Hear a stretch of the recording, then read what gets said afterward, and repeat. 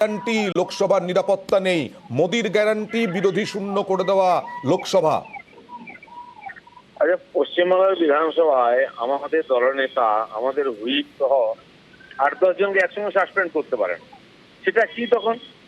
তাদের মনে হয়েছে যে এরা থাকলে সংসদ চালানো সম্ভব নেই, বিধানসভা তাই করেছিলেন।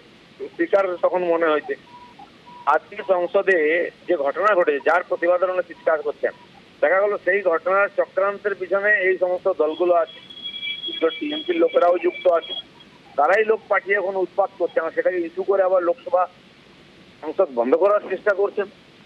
এবং সেই যারা অভিযুক্ত, যারা উৎপাত করেছে, তাদের বিরুদ্ধে যখন ইউএসপিএ ধারা দেওয়া হয়েছে, কিনারাই আবার বলছেন যে এটা কঠিন ধারা, এটা ঠিক নয়। এদিকে বলছেন ভয়ঙ্কর ঘটনা, জীবনহানি হতে পারতো। স্ট্যান্ড কোনটা? কিছুই নয়, উদ্দেশ্য একটাই, সরকারকে বাধা দেওয়া, সরকারের কাজে বাধা দেওয়া, সংসদ চলতে না দেওয়া, এটা কেওয়াস তৈরি করে দেশকে, সংসদকে বদনাম করা। দিলীপবাবু, বিরোধীরা আবার উল্টো কথা বলছেন। দিলীপবাবু, বিরোধীরা বলছেন যে আগামী দিনে যে বিলগুলো আসবে সেই বিলগুলো নিয়ে বিরোধিতার মুখে পড়তে হতে পারে সরকারকে, আর তাই কৌশল হিসেবে এতজন সাংসদ যারা ভোকাল তাদেরকে সাসপেন্ড করা হলো। না, এটা তো নিশ্চিত যে ন্যায় সংহিতা বিল আসছে, আইপিসি, সিআরপিসি, নতুন সংশোধন বিল হবে, 3 বছর ধরে আলোচনা হচ্ছে, সেখান থেকে ওরা নাটক করেছেন, ওয়াকআউট করেছেন। বিল পালিত হতে বাধা দিতে পারছেন না, তাই নাটক করছেন। বিরোধিতা করলে পাবলিক তাই ছাড়বে না, কারণ 150 বছরের পুরনো আইন সংশোধন হচ্ছে, তাই এটা করার চেষ্টা করে সংসদ চলতে দিচ্ছেন না। তো সরকারও বদ্ধপরিকর, সংসদ চালাবে, বিল পাস করবে। যদি তারা মনে করেন এটা অংশগ্রহণ করার দরকার, তাহলে সিস্টেমের মধ্যে আসতে হবে।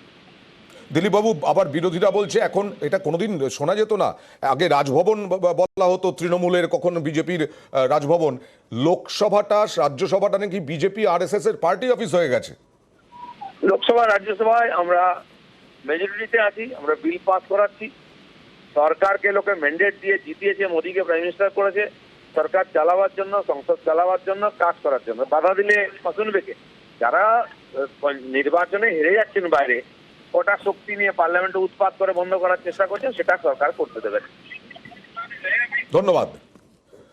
আমরা কথা বলছিলাম দিলীপ ঘোষের সঙ্গে। দিলীপ ঘোষ বললেন যে সংসদে পাস করাতেই হবে বিল, আর তাই যদি গন্ডগোল হয় তার জন্য যা করেছেন তৃণমূল কংগ্রেসের সাংসদরা, তাদেরকে সাসপেন্ড করাটাই শ্রেয় হয়েছে, ঠিক হয়েছে।